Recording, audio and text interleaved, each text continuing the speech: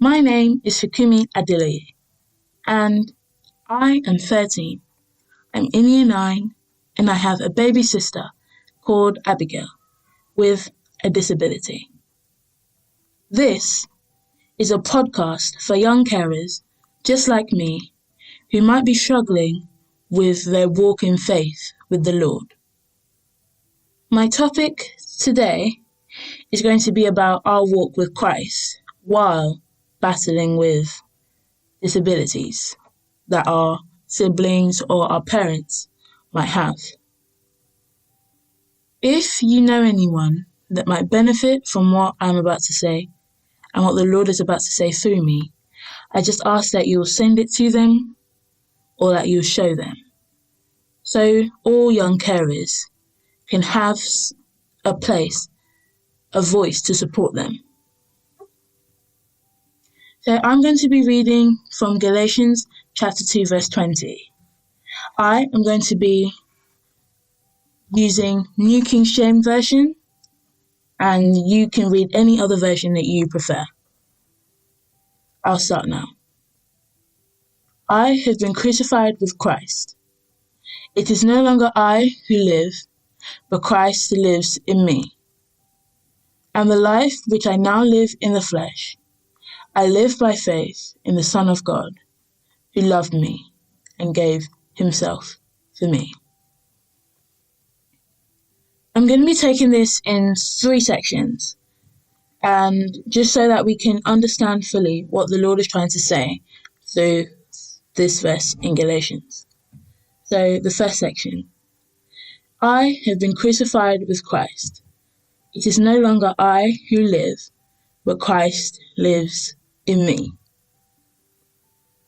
When I read this section, I just linked it to a lot of things happening in my life. When I was a bit younger, just a bit, like a year or 2 ago, and I didn't know Christ as well as I knew him now, I used to see my baby sister's disability as baggage or as extra stress being put upon me. And sometimes it can feel like that now, but it's not as much, it's near to nothing as to how much it was before Christ. I used to blame him for what happened to my baby sister. I used to resent him. I used to find it hard to pray to him, to listen when my parents were telling me about him. I didn't used to like him or even believe that he was there. But when I had that understanding of him, I started seeing my baby sister's disability as a blessing. Because she's 12, she's adorable, and she's very happy. And now I see that as a blessing. I see her being disabled as educational in my life. Because as I think you can relate, we matured early. At the age of 10, I would have done more things than someone who hadn't had a sister or a mum with disability. And I think of that as a learning experience, because having a sister with disability has helped me to mature, and it's helped my life. And like I said, I could only really see that when Christ was in me, when I had stepped aside and let Christ live in me. And then my whole life changed. My way of thinking, my reactions to different things, my decisions that I made daily had changed. When I saw my sister, I would always be upset with the Lord, because I would pray and pray every day. I would pray and pray and pray that God would just take away the disability, because I knew that he could do it.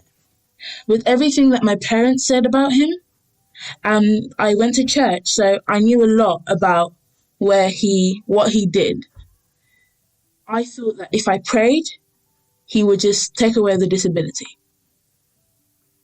And when I did pray and nothing happened, I started to lose faith.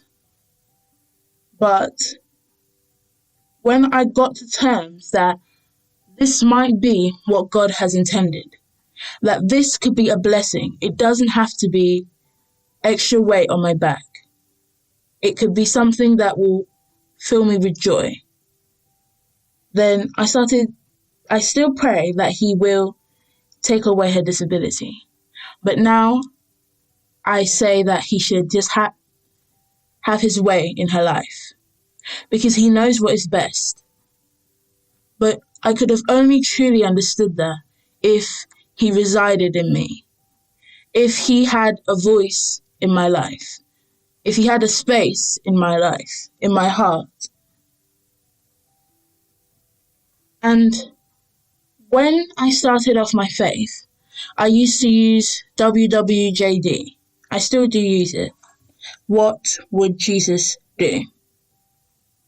That helped me a lot because I have another sister who doesn't have a disability, and we would argue a lot. And the way I would react to her before I had an understanding with Christ is different to the way that I react with her now. Before, I would yell at her and it would get very heated between us.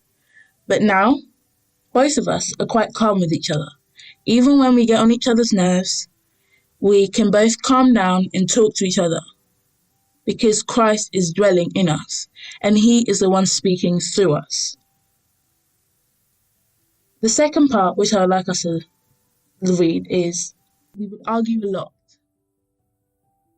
And the way I would react to her before I had an understanding with Christ is different to the way that I react with her now.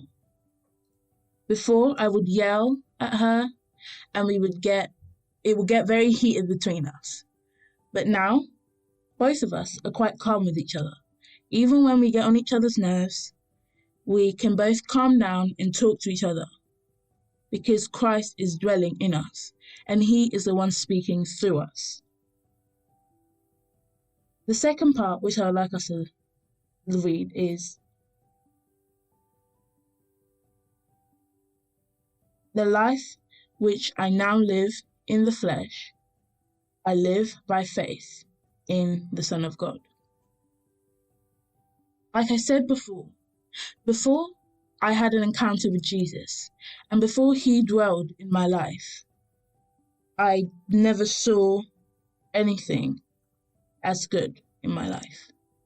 My sister's disability, the way my parents looked at the disability would annoy me because they didn't look at it as a baggage. They looked at it as a blessing, and I just could never understand that. I didn't have any faith that it could be a blessing. I had no faith in the Lord that his will was being done in her life. But because I was living in the flesh. But in this section it says, the life which you live in the flesh, now you live by the faith of the Son of God. Now my life is embedded in him. I live in him. He lives in me. And that is just another strength. That gives you strength. That can help you when he's embedded in you, when his word is in you, when what he would do is with you. What he does is what you do. That helps you. And I used to sometimes cry just looking at my baby sister because I would feel like, why me? My parents are Christian. They were Christian before they got married. So why did you give them a child with disability? I used to say it's not fair. But then I started to have faith in him. I started to trust him more and more. And I believe that that's something that we all should do. We should start to trust him. We should start to have more faith in him. Because the more faith that we have in him, the better our lives are. The last part that I want us to look at is I live by the faith in the Son of God who loves me and gave himself for me. Now that I am a Christian, and now that I have fully understood most of the things in my life with Christ, I realize that he loves me. He loves my baby sister. He created my baby sister just the way she is. And she is perfect just the way she is. And I don't know about what disability any of your family members have, but my sister cannot talk or walk. And her not being able to speak to me directly was something that I found quite frustrating. And when I would tell my parents, they would have a way of comforting me, but for some reason that would aggravate me. The way that they were so calm and they were so collected about how she was disabled and she couldn't say anything. Sometimes I would tell her, just say something to me. It's only me here, just say something. And she wouldn't. So I would start feeling alone. I would start feeling that no one is there for me. No one is feeling what I'm feeling. No one loves me. But reading this verse and just knowing the Lord more helped me. It helped me to know that he's there for me. He loves me. When they would pay a lot more attention to my baby sister, I would feel alone. Like I couldn't say anything or else I'd be a burden to them. I couldn't open up or else I was stressing them out. And they already had enough stress with my baby sister. So I felt I was alone. But when I realized that he was there for me, I was able to open up to him. If my parents were busy, I could sit in my room and I could talk to him. Because he's like a counselor to those who need him. He can be a father to you. He can be a mother to you. He can be a brother. He can be a sister. He could be your guide. And that is what I want you to think about from Galatians chapter 2, verse 20. So I thank you for the time that you've given me to talk to you.